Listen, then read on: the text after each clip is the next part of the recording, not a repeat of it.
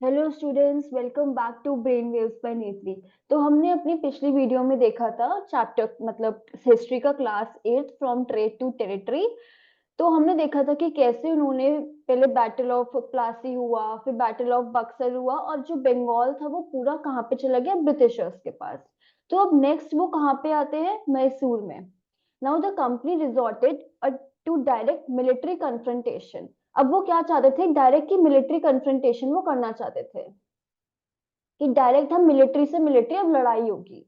When it saw a threat to its political और economic interest. उन्होंने कब सोचा कि अब हम लड़ाई करेंगे सिर्फ मिलिट्री से, जब उनको लाइक जैसे इकोनॉमिक इंटरेस्ट है, इकोनॉमिक इंटरेस्ट जैसे उनको ट्रेड नहीं करने दिया जा रहा, या पॉलिटिकल इंटरेस्ट उनको स्टैब्लिशमेंट नहीं करने दी जा रही अपनी जो भी फैक्ट्री वो स्टैब्लिश करते थे। This can be illustrated with the case of the southern Indian state of Mysore. तो ये हम देखेंगे कि मैसूर के एग्जाम्पल से कि कैसे उन्होंने एक्सपैंड करना शुरू हुआ। So let just wait, let me just increase the size. Yeah. So Mysore had grown in strength under the leadership of powerful rulers like Hyder Ali and his son Tipu Sultan. तो हैदर अली पहले वहां का लीडर था। कहाँ, कब से, 1761 से 1782 तक। तो 1761 से 1782 तक कौन रूल करता था, हैदर अली। और फिर हैदर अली की डेथ हो जाती है, कुछ वो बीमार हो जाते हैं वॉर के टाइम ही। तो उसके बाद उनके बाद कौन आता है, टीपू सुल्तान, उनका बेटा। 1782 से 1799 तक। तो Mysore control the profitable trade of the Malabar coast where the company purchase pepper and cardamom. तो वही वो मलाबार कोस्ट में वो वहां पे जो रूल करते थे वहां पे, और कंपनी बहुत ज्यादा ट्रेड करती थी लाइक पेपर का, वहां से मिर्च का। नाउ इन 1785 में टीपू सुल्तान रूल कर रहा था। सो 1785 में Tipu Sultan stopped the export of sandalwood, pepper and cardamom through the ports of his kingdom, and this allowed local merchants from trading with the company. अब मैंने क्या बताया था कि उन्होंने वॉर पे कब वो गए, जब उनको कोई पॉलिटिकल और इकोनॉमिक लॉस हो रहा था। तो इस केस में हम देखते हैं कि उनको इकोनॉमिक लॉस हो रहा था। कैसे कि टीपू सुल्तान ने क्या करा, उनका ट्रेड रोक दिया कि अब वो वहां से ट्रेड नहीं करेंगे।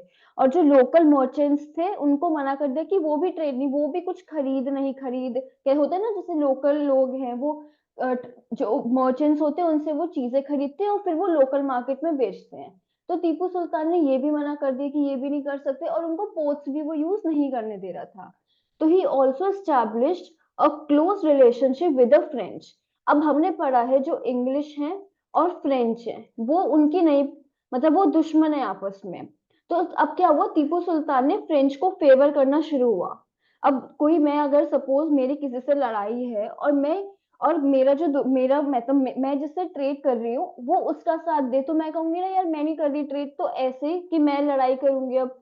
तो यही इंग्लिश ने करा कि टीपू सुल्तान ने, उसने इंग्लिश का साथ छोड़ के कहाँ गया, वो फ्रेंच के पास। वो फ्रेंच को ज्यादा फेवर करने लगा। और फ्रेंच भी क्या करते थे, उसको मॉडर्नाइज, आर्मी मॉडर्नाइज, जैसे गन्स देते थे ताकि वो अपनी आर्मी को मॉडर्नाइज कर पाए, इंग्लिश के खिलाफ लड़ पाए।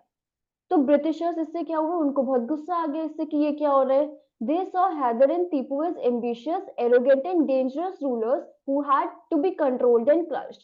तो उनको ऐसा लगा कि अगर इनको हमने रूल करने दिया तो हम हमारा जो एम्पायर है वो खत्म हो सकता है, वो उसमें आ सकता है, मीन्स वो खतरे में आ सकता है। तो उन्होंने चार बैटल्स हुए, 1767 से 69, 1780 से 84, 1790 से 92 एंड 1799। तो इस वाले बैटल में हैदर अली की डेथ हो जाती है, सेकेंड बैटल में डेथ हो जाती है किसकी, हैदर अली की। ये हमें याद करना ही इंपॉर्टेंट है, जैसे यहाँ पे दे नहीं रखा बट हमने कब पढ़ी थी डेथ, कि 1782 में डेथ होती है, और ये कहाँ से कहाँ तक है, सेकेंड हमारा 1780 से 84 तक। तो इसका मतलब यहाँ पे डेथ हुई थी हैदर अली की। So only in the last battle, the battle of Seringapatam, did the company ultimately win the victory। और एकदम जो उनका लास्ट बैटल था सेरिंगपट्टनम में, उसमें कंपनी जीत जाती है। अब क्या होता था, चार चार बैटल क्यों लड़े जाते थे, सपोज पहले में मैं जीत गई तो मैंने कहा चलो एक वो कर लेते हैं, एक हम एक पैक्ट बना लेते हैं मतलब एक हम वो बना लेते हैं पेपर कि हम ना तुमसे लड़ाई करेंगे, तुम भी हमसे लड़ाई नहीं करोगे। तो ऐसे चलते चलते सिर्फ चौथे बैटल में एकदम जो टीपू सुल्तान था वो हार गया। Tipu Sultan was killed defending his capital Seringapatam. और मैसूर की कैपिटल क्या थी? सेरिंगपट्टनम। तो अब कोई हार गया राजा, तो उसकी जो कैपिटल होगी वो किसके पास चली जाएगी? ब्रिटिशर्स के पास।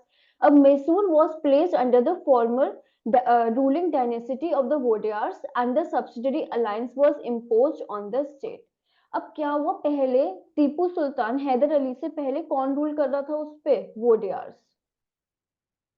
अब सपोज हैदर अली टीपू सुल्तान नहीं है, तो वापस किसके पास चली गई? जो एम्पायर था, मतलब जो मैसूर वो था, वो वापस वोडियार के पास चली गई। और उन्होंने वोडियार्स ने क्या करा? ब्रिटिशर्स के साथ एक संधि बना ली, एक पैक्ट साइन कर दिया कि हम आपके अब सब्सिडरी है, मींस हम आपके नीचे हैं। तो ये किसने सेटअप करा? वोडियार्स ने। अब ये पढ़ते, the company forces were defeated by Hyder Ali and Tipu Sultan in several battles. हमने पढ़ा ना पिछले 3 बैटल्स में। But in 1792 attacked by the combined forces of Marathas and Nizam of Hyderabad and the company. अब क्या हुआ पिछले 2 बैटल्स में?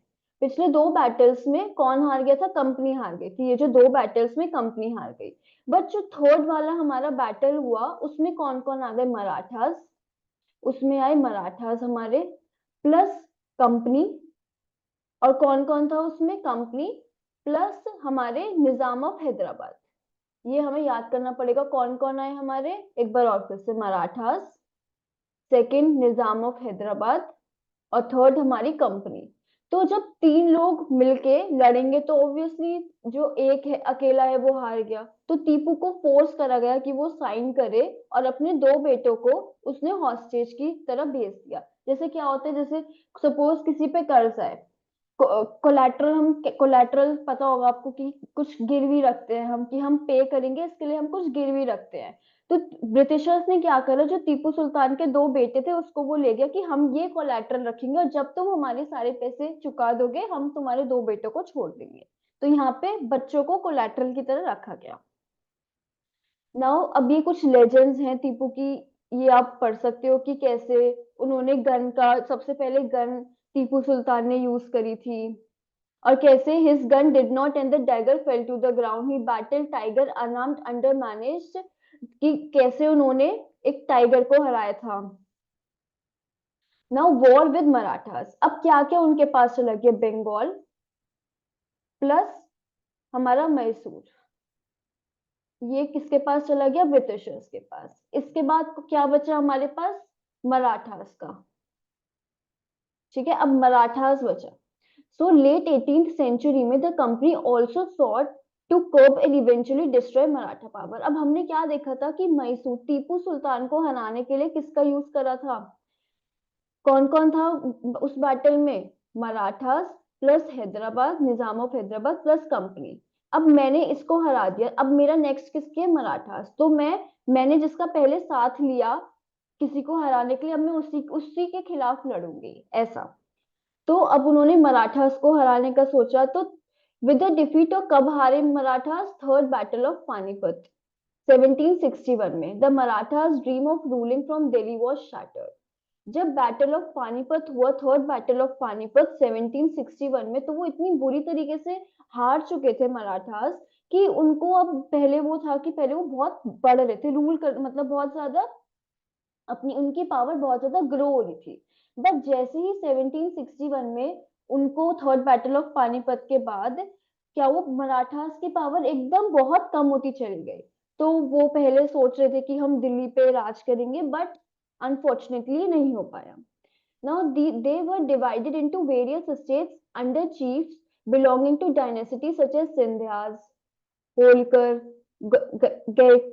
गायकवाड़ एंड भोसले। तो क्या होता है, जैसे एक बड़ा है, ठीक है, अब जैसे सपोज जो मेन पावर है वो वीक हो गई, तो क्या हुआ?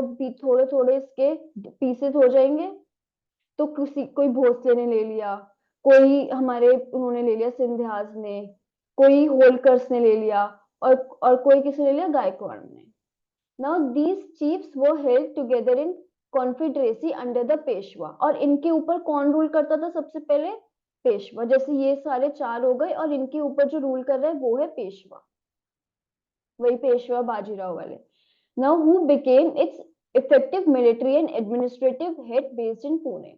जैसे कुछ भी होते हैं, स्टेट्स हमारी हैं, एक हमारी सेंट्रल पावर है, तो उनकी सेंट्रल पावर क्या थी? पेशवा, है ना। और यहाँ पे वो सब, और वो कहाँ बैठे थे? पुणे में। पेशवास कहाँ के थे? पुणे के। Now महदजी Scindia and Nana Phadnavis were two famous Maratha soldiers and statesman of the late 18th century. अब ये दोनों नाम आपको याद करने ही पड़ेंगे, थोड़ा सा तो लर्न करना पड़ेगा, बाकी सब स्टोरी है। महदजी सिंधिया एंड नाना फडणवीस, एक होते हैं ना कि दो जो बड़े हैं वो सब संभालते हैं, तो ऐसे ही ये दोनों थे जो सब संभालते थे। Now Marathas were subdued in the series of war. अब जैसे हमने मैसूर के केस में पढ़ा, 4 वॉर हुए, हमने बंगाल के केस में पढ़ा, 2 वॉर हुए, battle of Plassey, battle of Buxar.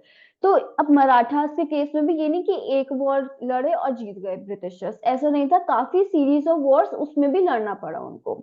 The first war that ended in 1782 with the territory of Salbai, with the treaty of Salbai. अब ट्रीटी भाई एक संधि करते हैं ना कि अच्छा हम लड़ाई नहीं करेंगे अब, और ये टेरिटरी तुम्हारी हो गई, ये टेरिटरी मेरी हो गई। तो ऐसी ट्रीटी ऑफ सालबाई हुई फर्स्ट वॉर के बाद। सेकंड एंग्लो मराठा, अब एंग्लो हम ब्रिटिशर्स मतलब इंग्लिश, जो सेकंड एंग्लो मराठा वॉर हुई 1803 से 1805 तक, was fought on different fronts, resulting in the British gaining Odisha and the territories north of Yamuna River, including Agra and Delhi. तो अब क्या हुआ? फर्स्ट वॉर में हमारी ट्रीटी ऑफ सालबाई हुई। सेकेंड वॉर जब हुआ एंग्लो मराठा के बीच में, तो क्या हुआ? डिफरेंट डिफरेंट फ्रंट्स पे लड़ा गया। जैसे डिफरेंट डिफरेंट फ्रंट्स का सेंस है, जैसे ये है एक जगह, कोई कोई यहाँ पे हो रही है, कोई यहाँ पे हो रही है, कोई यहाँ पे हो रही है, कोई यहाँ, ऐसे नहीं कि जैसे ये है तो सिर्फ यहीं पे ही हो रही है, ऐसा नहीं था, डिफरेंट डिफरेंट फ्रंट्स पे लड़ी गई। ठीक है। सो जैसे अब उनके, अब डिफरेंट डिफरेंट फ्रंट्स पे अगर लड़ी जाएगी तो क्या होगी? हमारी जो आर्मी है वो बट जाएगी, कोई यहाँ, कोई कहीं पे जाएगी, कोई कहीं पे जाएगी। अब और अगर कोई आर्मी बट जाती है ना तो वो लूज करती है अपने पावर। आपको जैसे अब यही है कि अगर इतनी आर्मी एक जगह से लड़े तो काफी, यही बट जाए तो वो थोड़े थोड़े हो जाएंगे और वो हार जाएंगे। और इस हार की वजह से उनको क्या लॉस हुआ? उड़ीसा उन्होंने खो दिया मराठास ने, और कुछ टेरिटरी आगरा और दिल्ली की खो दी। फाइनली जब थर्ड एंग्लो मराठा वॉर होती है 1817 से 19 के बीच में, पूरे क्रश हो जाते हैं मराठास पावर, मतलब पूरे क्रश हो जाते हैं Maratha.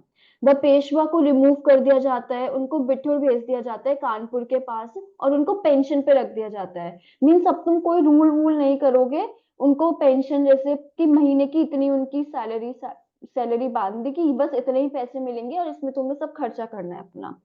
Now the company now had complete control over the territory south of Vindhyas. और इसके बाद क्या हुआ? अब उनके पास सारी जो टेरिटरीज है साउथ ऑफ विंध्यास की, वो सब उनके पास चली गई। Now the claim of paramountcy. That is clear that from the above that from the early 19th century the company pushed an aggressive policy of territorial expansion. अब आपने पढ़ा होगा बंगाल में जब था कि वो ना सिर्फ अपने हाथ में फाइनेंशियल पावर्स और रूल करने की पावर्स ही रखना चाहते थे, बस फाइनेंशियल पावर्स, रूल करने की पावर्स भी नहीं रखना चाहते थे। बट होता है ना, धीरे धीरे धीरे धीरे लालच आता रहता है हमें, जब हमारे हमारे साथ कोई अच्छा हो जाता है तो हमें लालच आ जाता है। तो ऐसे ही ब्रिटिशर्स के साथ वो उनको लालच आने लग गया, और अब वो अपना एक्सपेंशन है वो रूल करना चाहते थे इंडिया पे। पहले तो वो ट्रेड के लिए आए थे, बट अब जैसे जैसे जैसे उनको पावर का टेस्ट लगता रहा, वो रूल करना चाहते थे। सो अंडर लॉर्ड हेस्टिंग्स, तो मतलब मेरा जो पॉइंट है कि हम ब्रिटिशर्स के अंडर थे, तो हमारा कोई पॉइंट नहीं है इनको लॉर्ड बुलाने का। तो मतलब मैं अपने लिए सिर्फ हेस्टिंग्स बोलूंगी और आप अपने पेपर में लॉर्ड हेस्टिंग्स ही लिख के आओगे, बट मैं हेस्टिंग्स बोलूंगी क्योंकि मैं कोई रिस्पेक्ट नहीं करती है सच। तो हेस्टिंग्स जो था वो गवर्नर जनरल था 1813 से 1823 तक। और new policy of paramountcy initiate हुई। पैरामाउंसी क्या होती है? सपोज कि मेरे नीचे ये सब है और मैं इनकी एक पैरामाउंट पावर हूँ, तो अब ब्रिटिशर्स अपने आप को ऐसा दिखाने लगे कि we are the paramount power, कि हमसे सब नीचे ही हैं। Now the company claimed its authority as वो पैरामाउंट और सुप्रीम, जैसे हम गॉड को सुप्रीम मानते हैं, तो ऐसे ही ये लोग अपने आप को सुप्रीम मानने लगे कि like we are the supreme, और जो सारे इंडियंस है सब कुछ है वो हमारे नीचे है। Hence, the power was greater than that of Indian states. In order to protect its interest, it was justified in annexing or threatening to annex any Indian kingdom. और वो कुछ भी कर सकते थे कि अगर उनको ये जगह चाहिए अपने इंटरेस्ट के लिए, अपनी कुछ खुशी के लिए या अपने एक्सपेंशन करने के लिए, वो किसी के साथ कुछ भी कर सकते थे। किसी के साथ कुछ थ्रेटन कर दिया, किसी को धमकी दे दी, या खुद ही एनेक्स कर लिया, वॉर लड़ रही, वॉर कर लिया किसी के साथ भी। This view continued to guide later British policies as well, और ये आगे भी चलता रहा।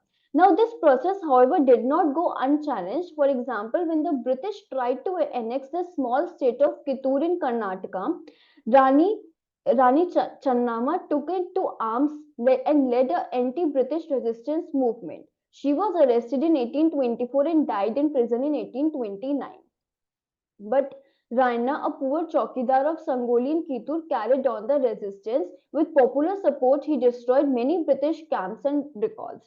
पर जैसे क्या हुआ, जैसे जैसे वो एनेक्स होते हैं कि कोई चीज मैं कब्जे में ले लूं, एनेक्स कर लूं मैं उसको, तो कुछ अब सब मतलब नॉर्मल सी बात है कि कोई अगर मेरे घर पे आके एनेक्स की ये मेरा घर है, तो ऑब्वियसली मैं कोई रेजिस्ट करूंगी उसको, कि मैं कुछ करूंगी उसके खिलाफ।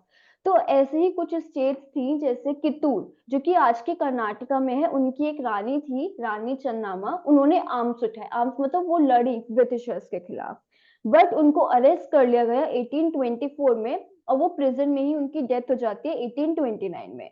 फिर भी जैसे होता है ना, लॉ वो बूंद बूंद, लाइक बूंद बूंद से नहीं, लाइक कि हमारी हमने जो कुछ करा उसके आगे लोग बढ़ते हैं उसके। तो जैसे ही उन्होंने उनकी डेथ हो गई, तो उनका जो पूरा चौकीदार था रायना, उसने आगे बढ़ाया, उन्होंने आगे बढ़ाया, और संगोली कितूर उन्होंने आगे बढ़ाया, और वो रेजिस्ट करते थे। और पॉपुलर सपोर्ट से उन्होंने बहुत सारे ब्रिटिश के कैंप्स डिस्ट्रॉय भी कर दिए। He was caught, but unfortunately वो उनके हाथ आ गए ब्रिटिशर्स के, और उनकी डेथ हो गई, उनको हैंग कर दिया गया, फांसी पे लगा दिया। Now you will read more about several cases of resistance later in this book. आगे भी पढ़ेंगे हम ये सब। Now, in the late 1830s, the East India Company was worried about Russia. It is imagined that Russia might expand across Asia and enter India through northwest. तो अगर आपको पता हो तो हमारा जो ये हमारा सपोज इंडिया है, late me just, sorry for the poor drawing, हमारा नॉर्थ वेस्ट एरिया, हमारा नॉर्थ वेस्ट क्या है, ये वाला।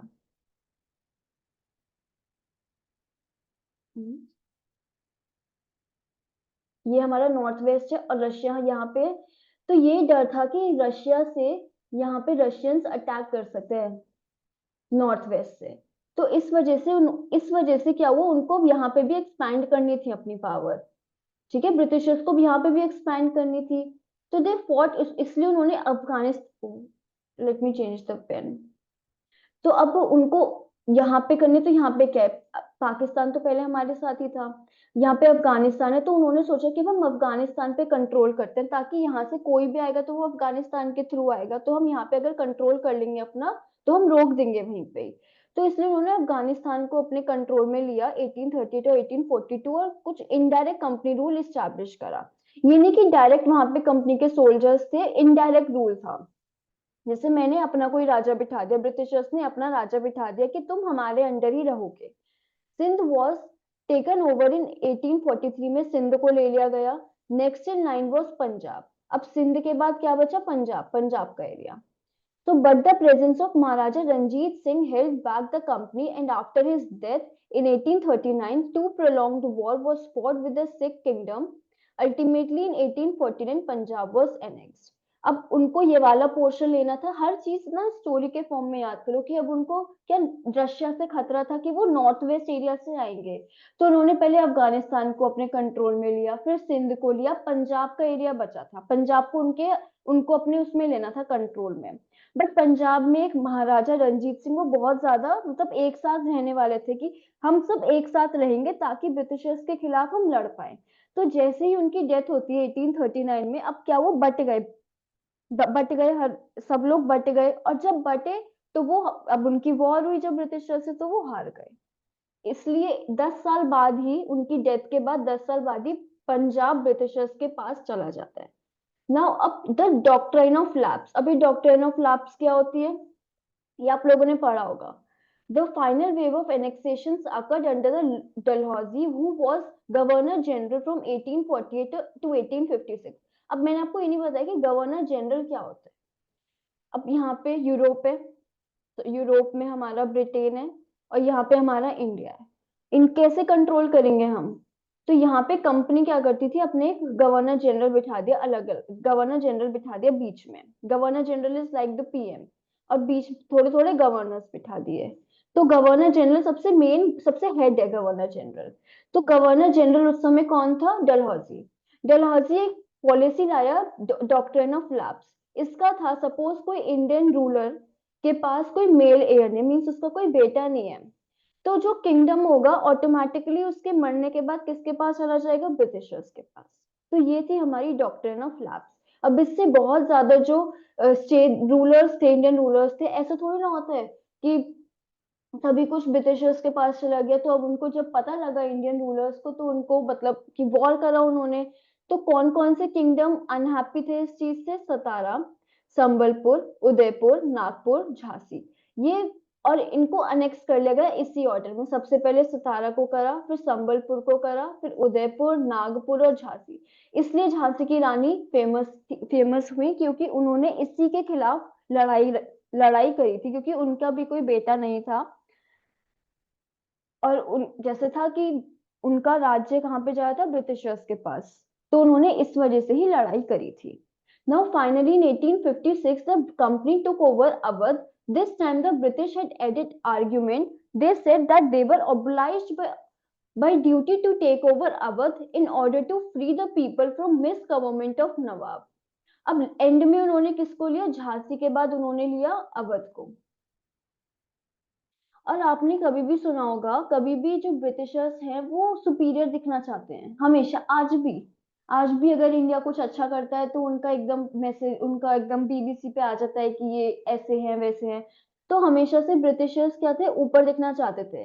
तो उनको वो ऐसा दिखाते थे कि हमें जबरदस्ती इनको रूल करना पड़ रहा है, क्योंकि अगर हम इनको रूल नहीं करेंगे तो ये मतलब, और जो इनको रूल करेंगे वो इनके साथ मिस गवर्न करेंगे, इनके साथ अच्छा रूल नहीं करेंगे, तो हमें जबरदस्ती इनको हटाना पड़ रहा है और खुद रूल करना पड़ रहा है। मीन्स बाय ऑब्लिगेशन, कि हम करना नहीं चाहते बट फिर भी हमें करना पड़ रहा है, ऐसे वो कह कह के वो करते थे। और इसी ह्यूमिलिएशन में उन्होंने नवाब को हटा दिया, नवाब ऑफ अवध को हटा दिया। और इस वजह से हमारा रिवोल्ट होता है कौन सा? 1857 का। तो पहले area under the British rule in areas, पहले बस इतना सा एरिया था, और फिर ये बस इतना सा एरिया था, थोड़े थोड़े पोर्ट्स। फिर धीरे धीरे उन्होंने कैलकटा, मैसूर को, फिर थोड़ा थोड़ा मराठास का रूल लिया। ठीक है, थोड़ा थोड़ा ये करा, फिर एंड में क्या वो करा उन्होंने? पूरा ये जो येलो में वो पूरा पहले देखो लाहौर अफगानिस्तान वाला हिस्सा लिया, फिर ये उन्होंने अवध ले लिया। हमारा Awadh is present time UP वाला एरिया, आप समझ लो ये वाला एरिया अवध। फिर बंगाल तो उनके पास था ही, मैसूर का एरिया ले लिया थोड़ा थोड़ा, और ये मराठास का एरिया ले लिया। तो इतना बड़ा उन्होंने अपना एरिया कर लिया। कुछ ही मतलब, बहुत लड़ाई तो बहुत सारी हुई, बट बहुत कम टाइम पीरियड में उन्होंने इतना बड़ा कर लिया। अब वॉरेन हेस्टिंग आता है, ये गवर्नर जनरल था 1773 से 85 तक। उसने बहुत सारा एक्सपेंशन करा कंपनी का। By his time the company had acquired power not only in Bengal but Bombay and Madras. Bengal में कर ली थी, प्लस बॉम्बे में, प्लस मद्रास में। किसके टाइम में? वॉरेन हेस्टिंग्स के टाइम में। By now British territories were broadly divided into administrative units called presidencies. जैसे आज हम स्टेट्स कहते हैं ना, तो पहले प्रेसिडेंसीज कहते थे उनकी जो एरिया वो करते थे, यूनिट्स को उन्होंने, जैसे पूरा एक इंडिया है, अभी हमने किसमें? स्टेट्स में डिवाइड कर रखा है। पहले ब्रिटिशर्स के टाइम में ये जो एरिया था वो प्रेसिडेंसीज कहलाते थे, प्रेसिडेंसी। तो तीन प्रेसिडेंसी थी, आपने बहुत फेमस है, तो बंगाल, मद्रास एंड बॉम्बे, ये तीन फेमस प्रेसिडेंसीज थी जहाँ पे रूल, जहाँ से हर चीज एडमिनिस्टर होती थी। और जो गवर्नर जनरल था वो ईच वाज गवर्न बाय, और हर एक गवर्नर, मैंने कहा था ना गवर्नर जनरल हेड है, और इनके नीचे तीन गवर्नर्स होते थे, एक जो बंगाल में बैठता था, एक मद्रास में, और एक बॉम्बे में। द सुप्रीम हेड को मैं क्या कहूंगी? गवर्नर जनरल, जी जी। और इन सबको सिर्फ गवर्नर। नाउ वॉरेन हेस्टिंग्स था वहां का governor general. Now the first governor general, अगर आपसे पूछा जाए कि फर्स्ट गवर्नर जनरल कौन था, तो he was Warren Hastings. From 1772, a new system of justice was established. Each district was divided into two courts, criminal courts and civil court. अब उन्होंने रूल करने का वो बना ही लिया था कि हमें रूल करना है, तो वो अपने हिसाब से कर रहे थे। उन्होंने दो कोर्ट्स बनाई, क्रिमिनल कोर्ट और civil court. Maulvis and Hindu Pandits interpreted Indian laws for the European district collectors who presided over the civil courts, and the criminal courts were still under a Qazi and a Mufti. अब क्या करा उन्होंने, civil court है people की court, criminal criminal तो वैसा हो गया। सिविल कोर्ट में उन्होंने दो, एक उनको बिठाया हिंदू पंडित्स को और एक मौलवीज को बिठाया, मौलवीज मुस्लिम्स में। तो उनसे इंटरप्रेट करवाए इंडियन लॉज, उनसे इनकी ये अच्छा ये हो सकता है, क्योंकि क्या होगा, हम ना बहुत ज्यादा उसमें थे कि कोई अगर हमारे धर्म के खिलाफ, कि दोनों में कुछ कह देता था ना, तो मतलब एकदम वॉर छिड़ जाती थी। जैसे 1857 का अभी हम पढ़ेंगे कि 1857 का वॉर क्यों छिड़ा था। तो अगर कोई धर्म के खिलाफ कुछ हो जाता था ना, तो बहुत ज्यादा लड़ाई छिड़ जाती थी। तो ब्रिटिशर्स को ऐसा नहीं चाहिए था कि हर समय वॉर करते रहे। तो उन्होंने क्या करा, इसलिए मौलवीज और पंडित्स के साथ बिठा बैठ के ये सब लिखा गया। और क्रिमिनल कोर्ट्स में जज बैठते थे एंड मुफ्तीज, मुस्लिम्स जो मुस्लिम कम्युनिटी के रिस्पॉन्सिबल होते थे, काजी, उस वो एडमिनिस्टर करते थे। But under the supervision of collectors, जो मेन कलेक्टर्स होते थे, जो कि ब्रिटिशर्स ही होते थे, यूरोपियन डिस्ट्रिक्ट कलेक्टर्स। वो मतलब उसके ऊपर, जैसे ये मौलवीज हैं, ये वो क्रिमिनल कोर्ट्स, इनके ऊपर एक कलेक्टर बैठे, ही इज ब्रिटिश, ये ब्रिटिश ही है। Now, the major problem was that the Brahman Pandits gave different interpretations of local laws based on the different school of the धर्म शास्त्र। अब हिंदू लॉज में धर्म शास्त्र का बहुत ज्यादा मतलब बहुत ज्यादा इंपॉर्टेंस है, तो जो ब्राह्मण पंडित थे उन्होंने इसी चीज का इंटरप्रेट कर लिया धर्म शास्त्र के हिसाब से।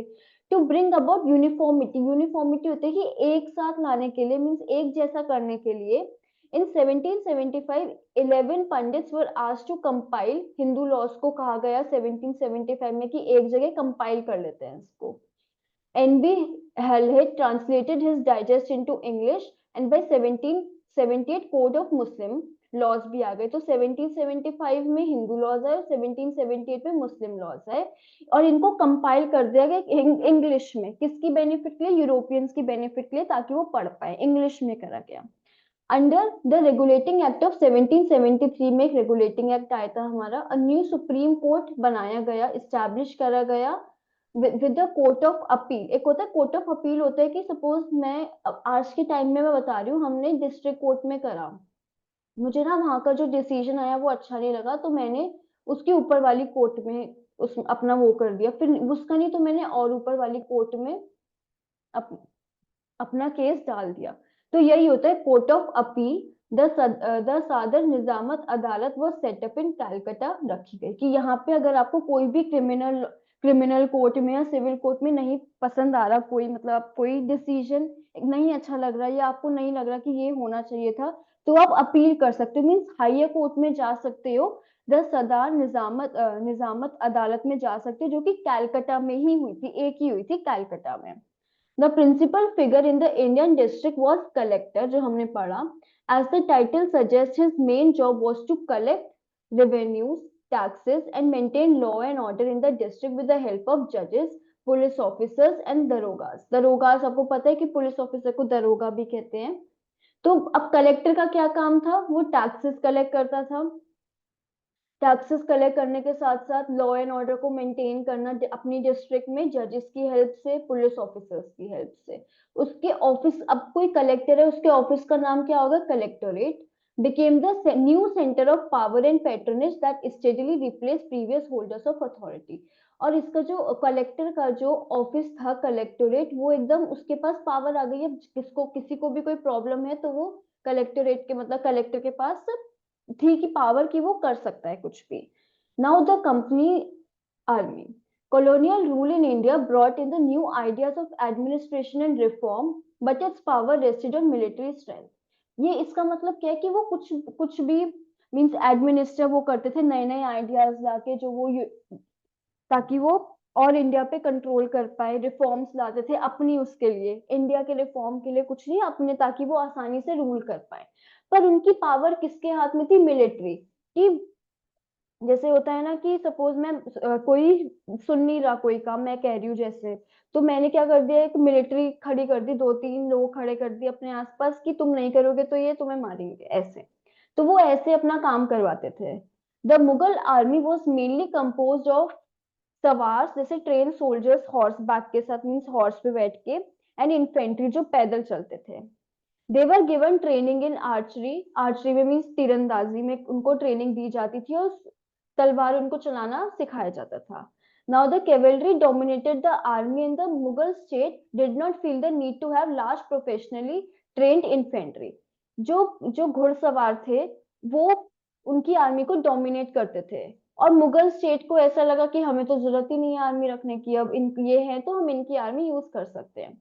Now the rural areas had a large number of armed peasants, and the local zamindars often supplied the Mughals with the पैदल soldiers। अब क्या होता था, जो मुगल्स के टाइम में, मुगल की टाइम में कह रहे हैं, मुगल आर्मी में क्या थे? घुड़सवार थे, पैदल सोल्जर्स थे, जिनको मतलब तीरंदाजी करनी आती थी, मीन्स तीर कमान आर्चरी आती थी, और उनको तलवार चलानी भी आती थी। और ये कहाँ से वो अपने पास रखते नहीं थे कि रखे हुए हैं अपने पास आर्मी, वो लोकल रूरल एरिया से बुला लेते थे अगर उनको जरूरत पड़ती थी, और उसके हिसाब से पैसे दे दिए उनको, ऐसी लोकल। अब क्या हुआ, अब चेंज हो गया।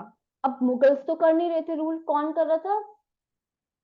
ब्रिटिशर्स कर रहे थे, अवध में, बनारस में। और वो started recruiting peasants into their armies and training them as professional soldiers. और उन्होंने अब ट्रेनिंग देनी शुरू कर दी थी। The East India Company adopted the same method when it began recruitment for its own army, which is known as Sepoy Army। तो Indians ही सिपाही होते थे उनकी मिलिट्री का, मिलिट्री जो वो थे वो कौन थे? इंडियंस ही थे उनकी आर्मी में। पर जो हेड होता था वो ऑब्वियसली यूरोपियन था, कोई ब्रिटिशर्स था। बट जो उनके सोल्जर्स होते थे वो कौन होते थे? इंडियंस ही। Now as warfare technology change from the 1820, the जो घुड़सवार होते थे उनकी रिक्वायरमेंट्स खत्म हो गई, अब टेक्नोलॉजी बढ़ रही है, गन्स आ रही है, तो घुड़सवार कौन, मतलब घुड़सवार को कौन लेगा, कौन रिक्रूट करेगा? So this is because the British Empire was fighting in Burma, Afghanistan and Egypt, where soldiers with muskets and matchlocks।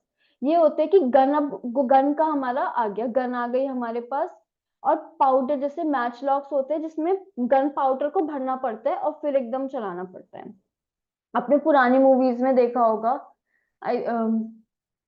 The soldiers of the company army had to keep pace with hanging military requirements, and its infantry regiments now became more important। अब उनकी तो घुड़सवारों की तो जरूरत थी नहीं, तो company को की आर्मी को चेंज करना पड़ा, पैदल मतलब इन सबको अपनी आर्मी में इंट्रोड्यूस करना पड़ा, गन्स को। Now in the early 19th century the British began to develop a uniform military culture. अब early 19th century, early 19th century means 18 से 1850 तक, ये अर्ली होती है, ये 1850 तक उन्होंने क्या करा, अब अपनी आर्मी को यूनिफॉर्म मिलिट्री कल्चर में लाए वो। Soldiers increasingly subjected to European style. अब क्या था, यूरोपियन स्टाइल ट्रेनिंग उनको दी गई, drill and discipline that required their life far more than before. उनकी लाइफ में डिसिप्लिन आया, उनको अच्छे टेक्नोलॉजी के इंस्टो वो दिए गए, इक्विपमेंट्स दिए गए, विच इज फार मोर, मतलब डिसिप्लिन आया और अच्छी टेक्नोलॉजी दी गई। Often this created problem since caste and community feelings were ignored in building a force of professional soldiers. अब पहले हमारे में क्या था, कास्ट, एक ही जगह पे सब लोग हैं, कोई उनका कोई ब्राह्मण हो, कोई क्षत्रिय हो, कोई कुछ भी हो, कोई शूद्राज हो, कुछ भी हो, वो एक ही जगह पे है। तो अब उनकी कहाँ कास्ट बीच में आने लग गई कि हम ऐसे, मतलब पहले होता था ना कि ऐसे कैसे, तो उनकी कास्ट और कम्युनिटी फीलिंग्स, अब हिंदू मुस्लिम्स एक साथ है। Could individuals so easily give up their caste and religious feelings? तो ऐसे ही कोई अपना एकदम कास्ट भी भूल जाएगा, रिलीजियस फीलिंग भूल जाएगा? तो ब्रिटिशर्स ने ये नहीं सोचा, उन्होंने बस एक यूनिफॉर्म चीज लाए। Could they see themselves as a soldier and not as a member of communities? What did the sepoys feel? How did they react to changes in their lives and identity? और क्यों हुआ हमारा 1857 का revolt, वो हम chapter number 5 में देखेंगे। पर आपको समझ में आया कि क्या हुआ आर्मी में, कि उनको हर एक सबको एक ही स्टेटस दिया गया। और पहले इंडियन सोसाइटी में क्या था, कास्ट डिवाइड थी, कास्ट डिवाइडेड थी। अब सबको एक ही जैसा ट्रीट करा जाएगा तो ऑब्वियसली कुछ लोगों को अच्छा नहीं लगेगा कि सब लोग एक साथ है। तो अब कंक्लूजन में, दस the east India companies EIC was transform from, तो अब ऐसे हमें पता लगा कि कैसे वो ट्रेडिंग कंपनी से कैसे आई, उसने कैसे अपना एक्सपैंड करा पावर। The arrival of new steam technology in early 19th century, इस प्रोसेस में एक हुआ कि गन्स की जब हमारी टेक्नोलॉजी आई, अराइवल हुआ। Till then it would take anywhere between 6 and 8 months to travel to India by sea, और कैसे अब स्टीम शिप्स आ गई थी, ठीक है, न्यू स्टीम टेक्नोलॉजी शिप्स की, कि कैसे उन्होंने जर्नी टाइम बहुत ही ज्यादा कम कर दिया ताकि ब्रिटिशर्स और उनकी फैमिलीज भी आके इंडिया में रहें। By 1857, the company came to exercise direct rule over 63% of territory and 78% of the population को वो rule करते थे, combined with its indirect influence on the remaining territory and the population of country, East India Company had virtually the पूरा जो India का control था वो किसके पास चला गया था, ब्रिटिशर्स के पास। And so with this our chapter is completed. I hope कि आपको अच्छे से समझ में आया हो। प्लीज अच्छे से समझ में आए तो सब चैनल को लाइक कर देना और सब्सक्राइब कर देना। Thank you.